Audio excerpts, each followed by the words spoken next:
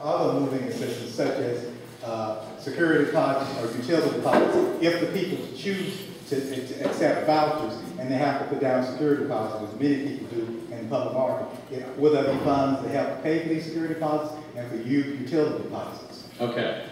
All right, let's start, and I didn't explain that. I explained that yesterday and forgot it today.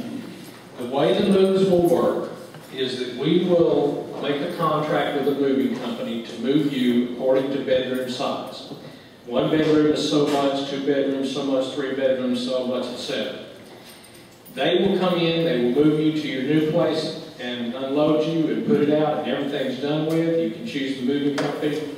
Or, if you decide that you want to move yourself, then we will give you the same amount of money that we would have given the moving company for your bedroom size. Now let's take an example, and I don't know that this is going to be right, this is just an example. Let's say that a 2-bedroom was $500. I don't know that that's what it's going to be, but it might be. We will give you $250 when you start to move, the day that you start to move. When you come back and clean out the apartment and turn in your keys, we will give you a check on that day for the other $250. Now, security deposits, there is already a security deposit which you have for the housing authority, which we will give you back, and you use that for your new security deposit. But as far as deposits for electricity, gas, that sort of thing, they're going to need to come up with that themselves. And that's the key factor when people go into Section 8. Need to be very careful that they can swing that. And that's what we want to stress to everyone. Okay. And you mentioned, I think you answered this next question, but I want to make sure I realize what you said. You said that people get out there who may choose a voucher and then find out that they can't swing it, then they'll be able to come back to public housing. Were you talking about at the initial stage when they're looking, or did you mean if they start renting and then can't rent? Thank you for asking that question. Let's definitely clarify that. If you take a voucher and you go out, and hopefully we've talked it over enough, you know what you can swing. If you take a voucher and go out for 6 months and live there, you're going to have to stick with the voucher. If you take that voucher when we first come out while you're still looking for a place to live, and you go to several places and decide that's not for you, that is when we will take the voucher back. Not after you've made a contract with the landlord, okay? Thank you for asking that. I appreciate you giving me an opportunity to clarify. And like I said, I have one more. You may not be able to answer this yet. Shoot, I'll make up sometimes. Y'all heard who's going to make it up. Nah, it's a tough crowd out there. Do you know how many units will be rebuilt here? I understand it's going to be 2016 before they open. Well, I would think you're probably talking about 2016 for the very first phase, and it'll have to be done in several phases because it's just too big a property to put as many. And I really, it's hard to say the number because it depends on the money that we can get from the state, but 300 maybe, just a guess. But don't 6 years from now come say I said 300. So that's just a guess. This is the last question. Okay. How many units do you have available for public housing now? In case many of these people decide to go to public housing, how many units are available now? I don't know what is available that is vacant today. You know, Joe? We've got about 70 or so that's vacant today, but we get turnover constantly. So what hopefully we can do just before we get ready to start people moving is accumulate some of those vacancies so that we'll have more. But what happened at the other two places, it was about half and half that took voucher, half took the other. So if we look at 365, we're looking at 180 or so. So we're halfway kind of there in that vicinity. But that's part of why we can't move everybody out the first day, for sure. And plus matching the bedroom size. Okay, those are my questions. Okay. No legal questions. Thank you for asking that one, though. I appreciate it. What else we got?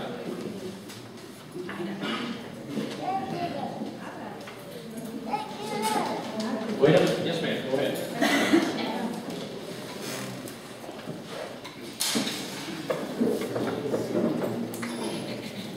I want to know if you're like in an apartment and you like I have 3 kids, but I'm in a 2-bedroom. been moved to a 3-bedroom. I've been on the wait list for, I say, 4 years.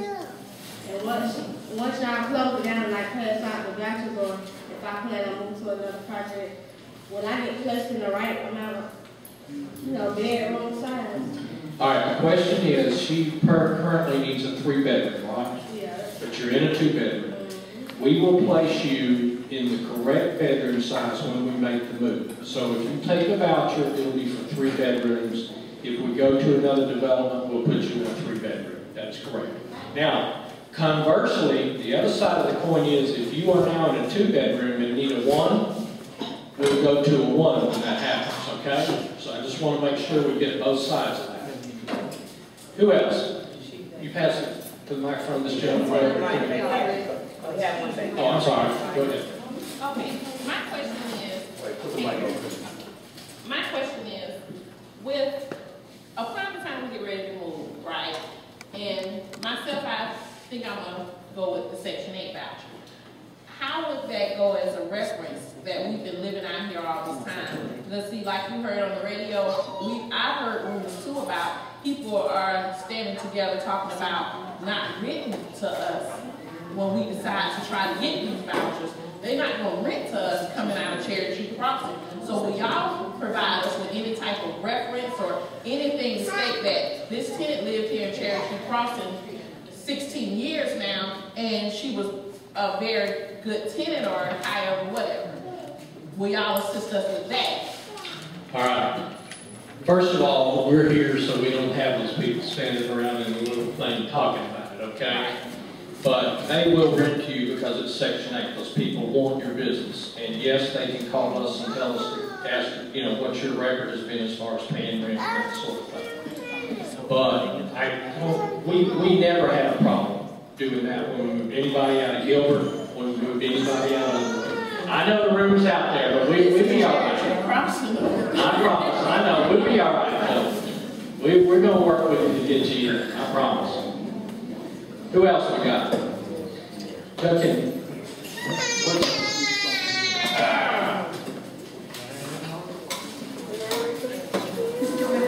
Now my daughter, she wanted to move in with me.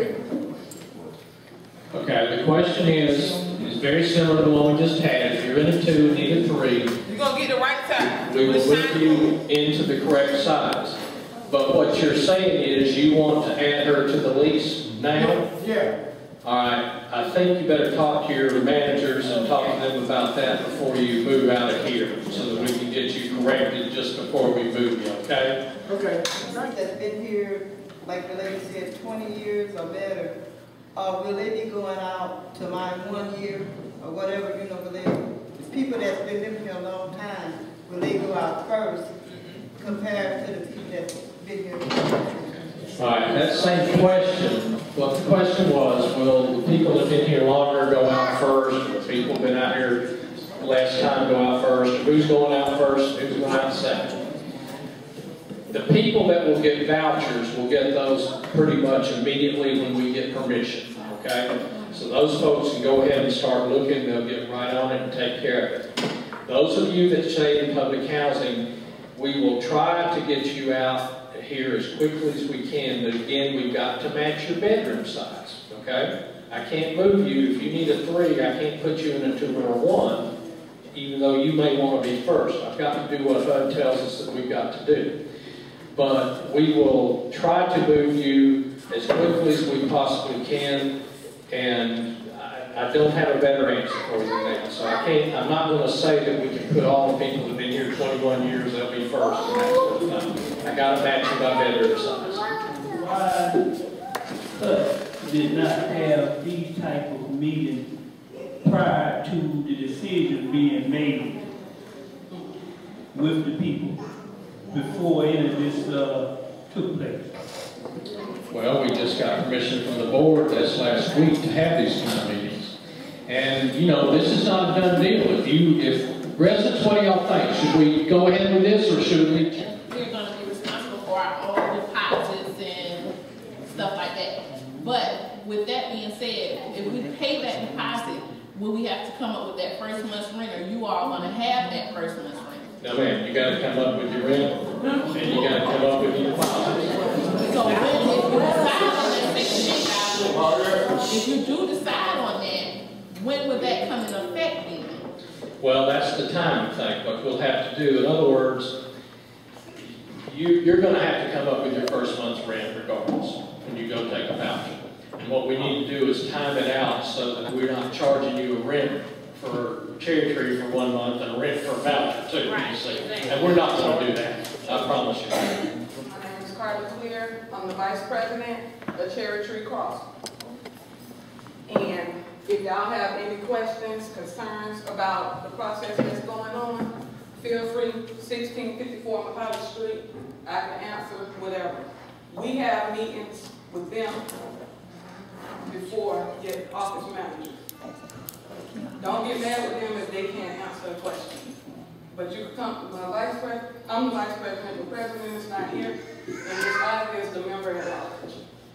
Like I stated, if you all have any questions, any concerns, I got a certain time I go to see it, but write it down. 1654 by itself, you have to catch my Friday night, that's long. But I'm here for you all. I'm on the board for you all. I've been here 2 years as of the 29th, but I work with them to help better this for you all. So, like I said, if you all have any questions, concerns, anything dealing with this process, feel free to contact me, Ms. Ivy, Brianna, she's 1609 Floyd Street, I'm 1654 Macaulay, 1683 Humphrey Street.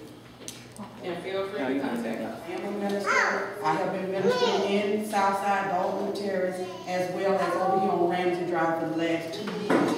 We do street hard street, so I know what goes on.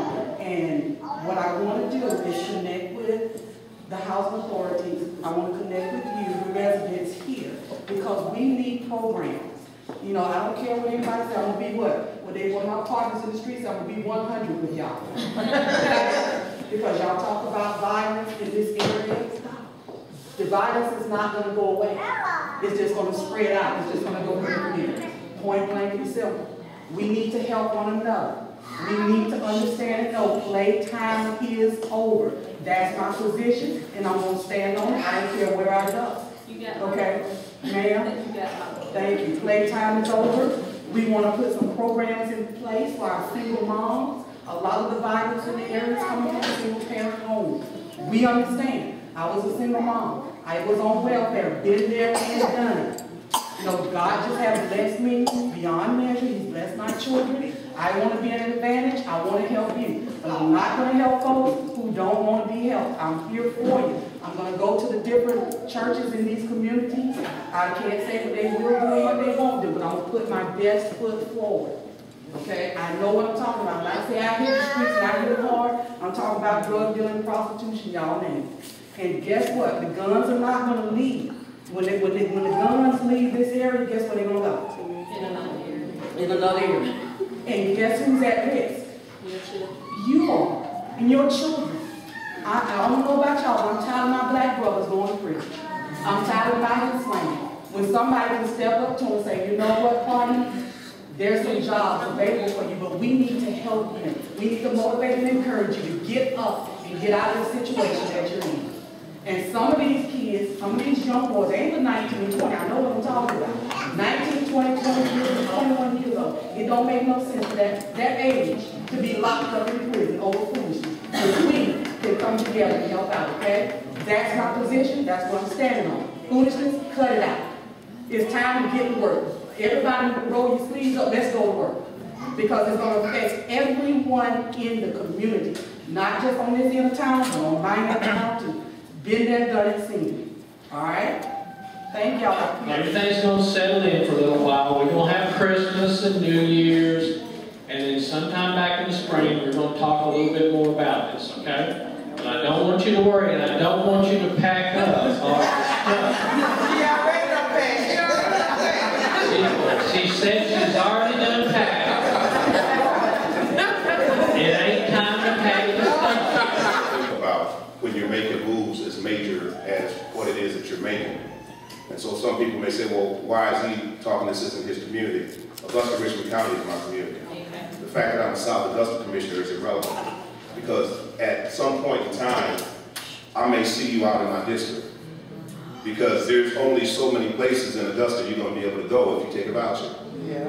The West Side is not one of them. I'm just going to keep it real. Okay? The dollar value on the West Side cost is way too high for what you would be able to put in on a voucher. If you could put that money in, you wouldn't need a voucher. So we'll see you on the South Side. But here's the deal, and here's what we like to see, and we'd like to see through the housing community as well. And that's as far as relocation education assistance. Now, this is not a knock against anybody, and I'm going to preface everything I say by saying this. I'm a product of the projects in Lansing, Michigan. I'm the product of Section 8, WIC, you name it, government cheese, the whole deal. But I stand here proud today, knowing that where I come from. So that's why I'm here today, not as a politician, but to assist, because I've made the move. Back in the day, it was meant for you to move in, move up, and move out. So now I'm a homeowner, but I had to make those steps first. And so I'm not just whistling Dixie, I've lived it. So I can speak to it legitimately.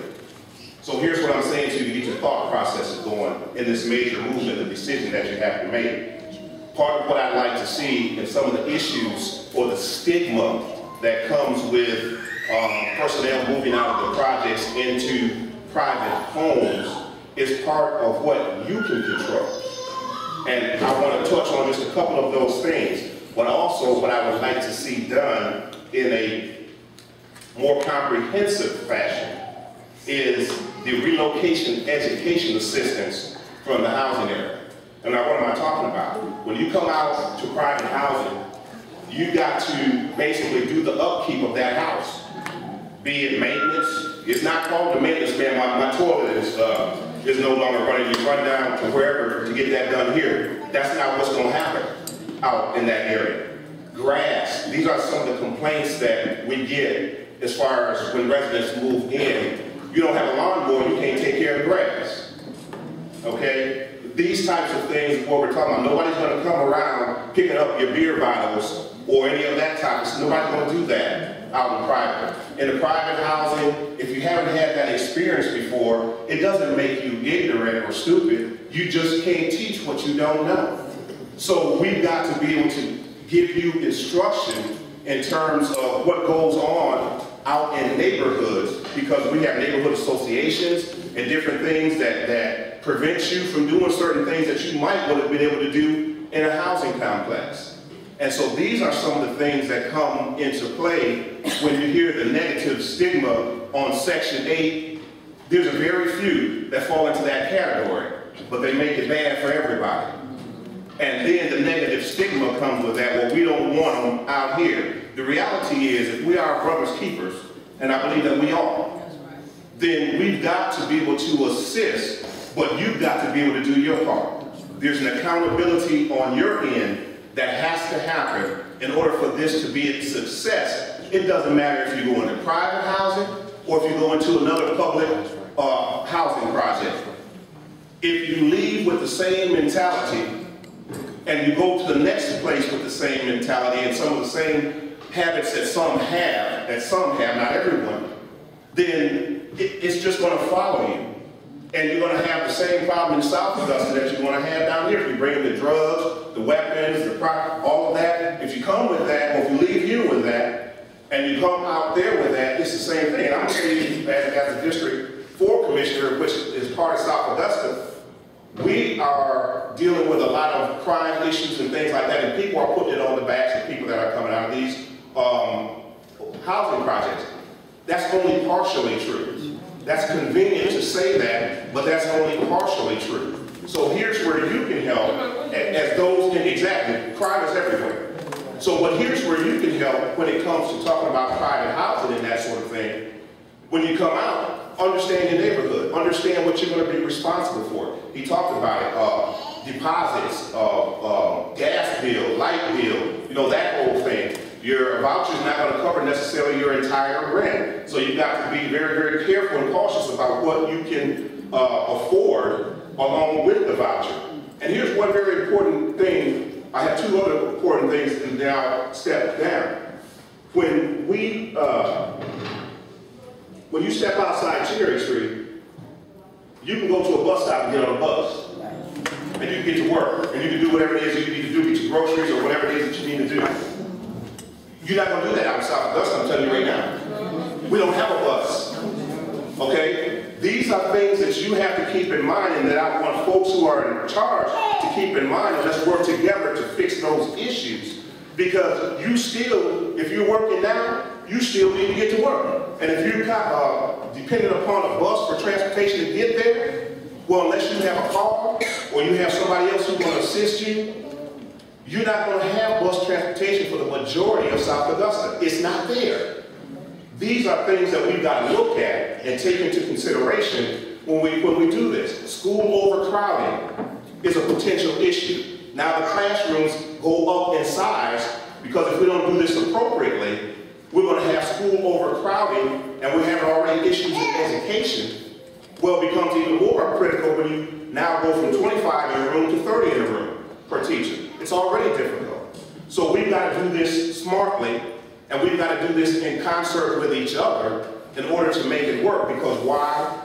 This is where all the negative connotations and stigmas come in, and then they'll blame everything. When I say they, the public, the radio, the DJs, the newspaper, will blame it on you, when the fact is, we need to do what we need to do first and plan properly.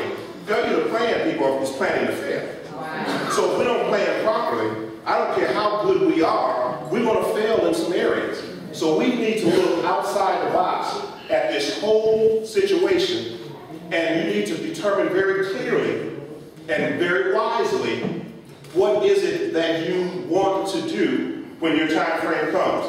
And the last thing I'll say is this. We're demolishing Cherry Tree. What's going to happen? And that's going to happen. Period. And there's great programs that are going on, but they only work if you assist in the process. So here's what else has to happen. Some of us have to demolish our mentality. Just like we demolished the Cherry Tree, we've got to demolish our mentality. We've got to demolish our actions that are contrary to good order. Everybody know what I'm talking about. We've got to do those things. Because when you bring it out to the neighborhood, it's not like running, 2 or 3 doors down and asking for a cup of sugar. Neighborhoods aren't very neighborly anymore. They've taken the neighbor out of it, it's nothing but the hood now. Okay? So it's a little different than what it was back in the day. So you don't have that security blanket in place, if you will, like you potentially would in a situation like this. And that's okay. It's just different. You can do it. You can survive in it. You can thrive in it. But we've got to be smart and understand the issues that face us with this type of move that are legitimate. Because I'm here to tell you, transportation is an issue. So if you've got a transportation problem, you need to be thinking very, very seriously about moving somewhere off the bus line. A production of AnibalShow. AnibalShow.com. AnibalShow.com.